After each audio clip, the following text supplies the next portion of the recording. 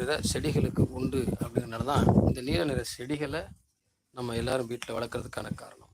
இது ரொம்ப ரொம்ப முக்கியமும் கூட.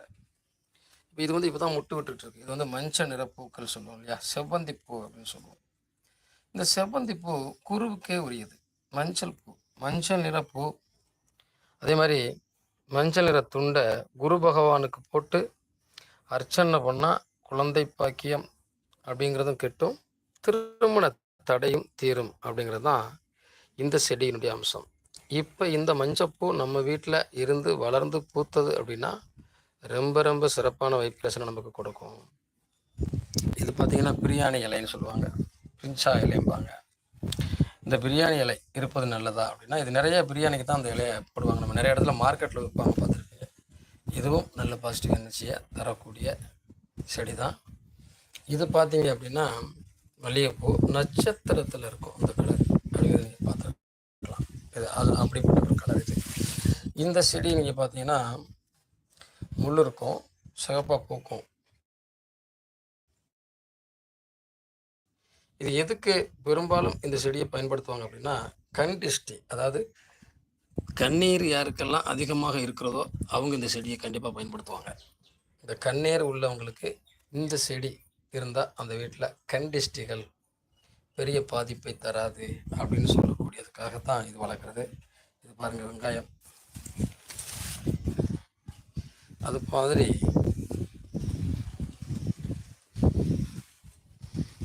இது எலுமிச்சம் செடி.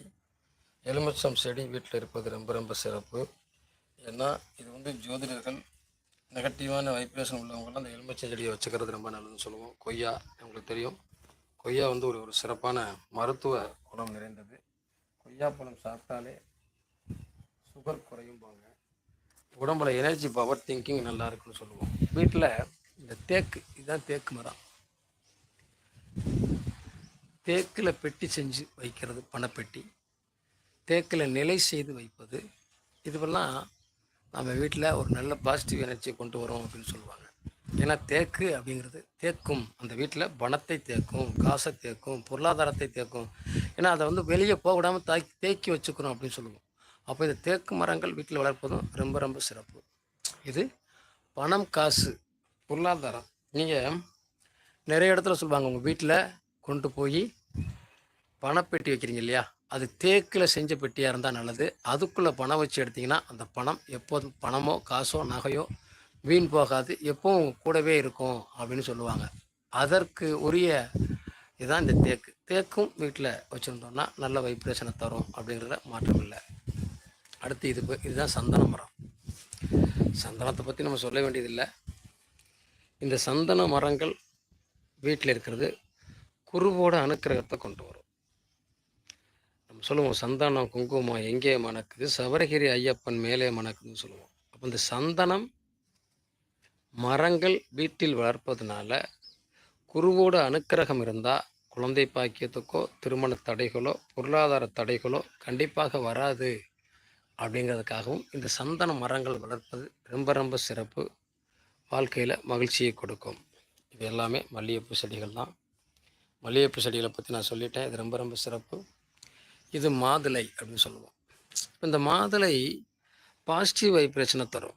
நீங்கள் மாதுளை செடியோ மாதுளை மரங்கள் வளர்க்குறோம் இல்லையா, மாதுளம் பழங்களுக்கு அவ்வளோ பவர் இருக்குது. ஒரு மனிதனுடைய வாழ்க்கையில் வயிற்றுக்குள்ளே இருக்கக்கூடிய கர்ப்பப்பை பிரச்சனையோ அல்லது உடல் ஆரோக்கிய பிரச்சனையோ உடல் சார்ந்த எந்த பிரச்சனையாக இருந்தாலும் இந்த மாதுளை சரி பண்ணிடும்.